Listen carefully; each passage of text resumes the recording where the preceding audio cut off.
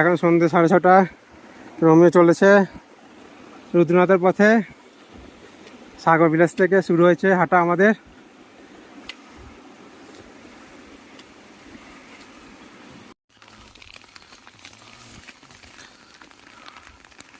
আমরা চলেছি রুদ্রনাথের পথে। বৃষ্টি পড়ছে, ভিতরে রোমিও রেনকোটের ভিতরে রয়েছে, কাঁধে। দুদিকে জঙ্গল,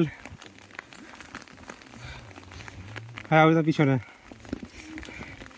সামনে আমাদের একজন গৌতম দা একটু আগে যাচ্ছে, আমাদের পিছনে রয়েছেন অভিরাম দা। এই তো